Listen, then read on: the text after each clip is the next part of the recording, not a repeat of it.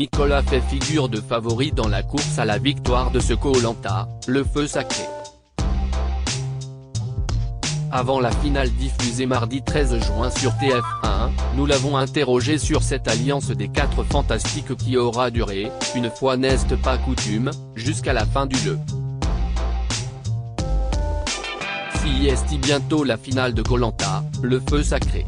Et si est aussi la dernière ligne droite pour le Corse de 43 ans qui a remporté, avec panache, la course d'orientation. En un temps record. Pour Télé Loisirs, Nicolas revient sur son alliance historique avec Frédéric, Gilles et Quentin, son amitié plus tardive avec Julie et sa vision des stratégies dans le jeu d'aventure de TF1. Nicolas analyse les stratégies dans Koh-Lanta 2023, je ne sentais pas Julie aussi stratégique que Clémence. Télé Loisirs, qu'est-ce qui vous a si vite réuni avec les garçons Gilles, Frédéric et Quentin? Nicolas, en une nuit et une journée à 20, j'ai trouvé que ça matchait simplement. Avec Quentin, Gilles et Frédéric, ça glissait tout seul dans nos discussions, que ce soit sur l'humour, le sérieux, autour de la notion de travail, de famille. On était assez en phase. On a tous ensemble fait le pari qu'on pouvait faire une alliance très tôt, que c'était possible. Un pari sur l'avenir.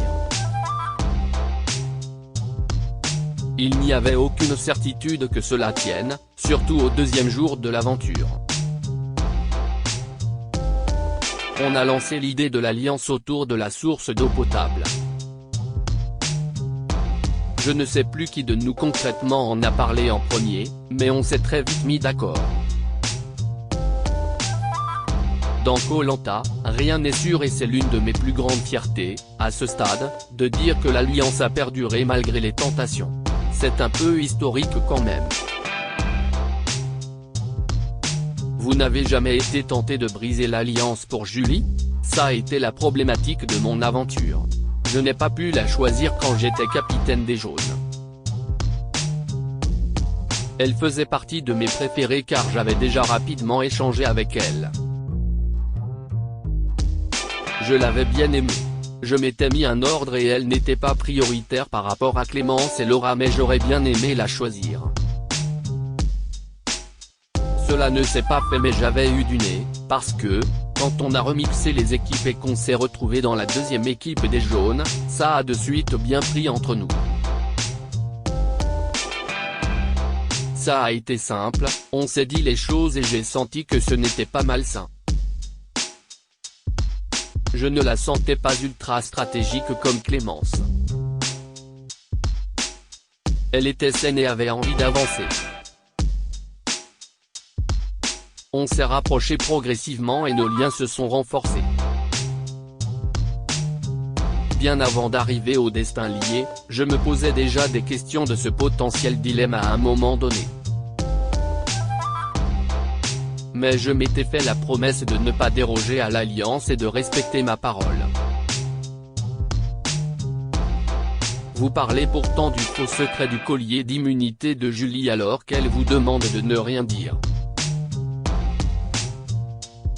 Je pense qu'elle savait que j'allais le répéter et elle ne m'en a pas voulu. Je suis resté fidèle à l'alliance. Si je commençais à cacher des choses aux garçons, moralement, ça aurait été une trahison. Je me faisais un devoir de le dire à mes alliés historiques. Et puis, finalement, elle était très heureuse que je le répète. Et moi aussi, j'étais réellement content pour elle. On le ressent dans l'épisode. Et c'est pour ça que je plonge la tête la première quand elle me montre son collier. Finalement, elle m'a libéré en me le disant parce que je pense que, malheureusement, j'aurais suivi l'alliance historique et j'aurais laissé faire l'élimination de Julie. Les garçons avaient plutôt tendance à vouloir garder Tania. J'aurais respecté ma parole malgré mon affinité très forte avec elle. Donc je ne lui en veux surtout pas et elle m'a enlevé une épine du pied, mentale et morale, je n'avais plus de dilemme. J'étais soulagé parce que je n'avais pas trahi l'alliance. Nicolas, finaliste de Koh Lanta, le feu sacré, Frédéric était celui qui avait le plus de réseau. Pourquoi ne pas avoir tenté d'inclure Julie dans le quatuor au départ de Gilles? J'aurais pu y penser mais c'était plus compliqué que ça. Je n'ai pas pu inclure Julie dans l'alliance parce que je n'étais pas tout seul à décider. Si j'avais été le patron de l'alliance, il n'y aurait eu aucun problème. Mais j'avais aussi Frédéric et Quentin à gérer et ils n'avaient pas beaucoup d'affinité avec elle. Et réciproquement. Ils voulaient même l'éliminer depuis très longtemps. À l'inverse, elle était l'une des seules rouges de qui je m'étais rapproché. Et je voulais éliminer Clémence. Quand on n'est pas d'accord, on trouve un compromis. C'est pour ça qu'on s'est tourné vers Elena qui était plutôt proche de Clémence, ce qui m'arrangeait. Je n'étais pas le boss et on a dû composer avec nous quatre, parce qu'on n'était pas toujours d'accord. Qui était le boss de cette alliance du coup? Frédéric? Non. Frédéric était celui qui avait le plus de réseau. Contrairement à lui, moi j'ai toujours été jaune. Frédéric a été jaune et rouge, il a tissé sa toile de façon plus étendue, alors que j'étais bloqué au niveau des jaunes. Je n'avais plus accès aux réelles confidences de Clémence par exemple. Mon seul pont, c'était Frédéric et Laura et j'ai senti qu'avec elle, ce n'était pas bon. Concernant Frédéric, je n'ai jamais douté de lui. J'ai presque plus douté en regardant les épisodes. Il aurait pu avoir le pouvoir de tout faire basculer concernant mon aventure au moment des destins liés, épisode 12, diffusé le 9 mai, note de la rédaction. Mais finalement l'alliance a tenu. Nicolas, Koh Lanta 2023, j'ai cru à une micro-faille dans l'alliance au départ de Gilles. N'avez-vous jamais eu peur que Frédéric et Quentin vous lâchent, notamment quand vous avez perdu Gilles, votre binôme? Un doute m'a traversé l'esprit quand Gilles est sorti, c'était ma première claque dans l'aventure. Je me disais que la frustration de Quentin suite à sa défaite au tir à l'arc, épisode 11 diffusé le 2 mai, note de la rédaction, avait pu faire pencher la balance pour sortir Gilles.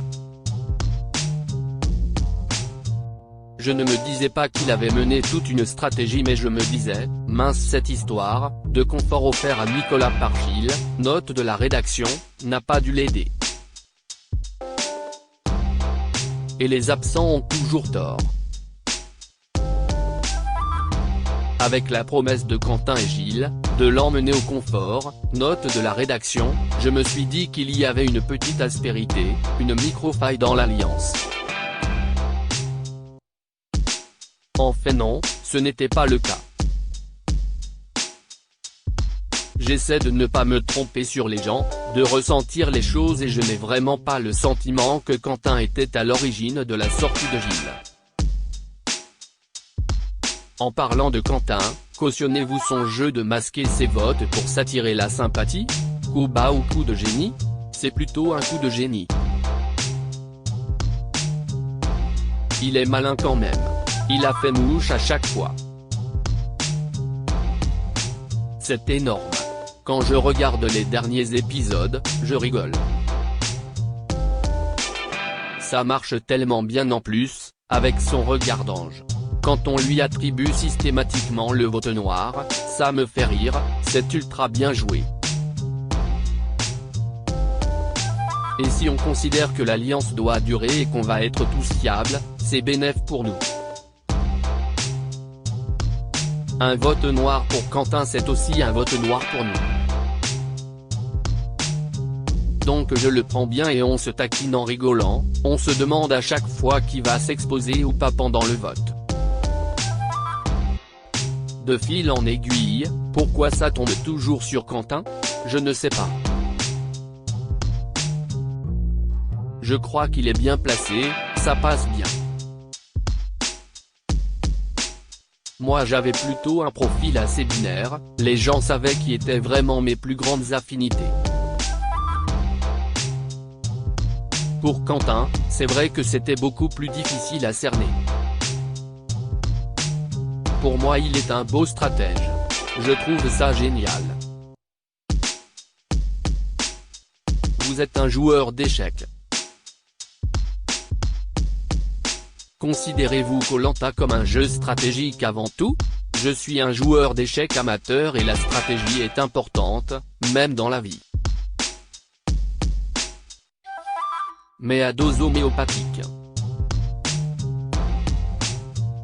Si je fais trop de stratégie, je me fais des nœuds au cerveau avec des hypothèses A, B, C et D et on ne vit plus pleinement l'aventure. À la réunification, ça a été tout de suite le branle-bas de combat. Tout le monde se parlait dans la jungle. Au bout de 48 heures, j'étais épuisé. Non pas parce que je n'aime pas la stratégie mais parce qu'elle peut très vite partir dans tous les sens dans Koh-Lanta. Mais c'est nécessaire d'avoir un coup d'avance, comme aux échecs. Et d'anticiper les coups durs et les obstacles.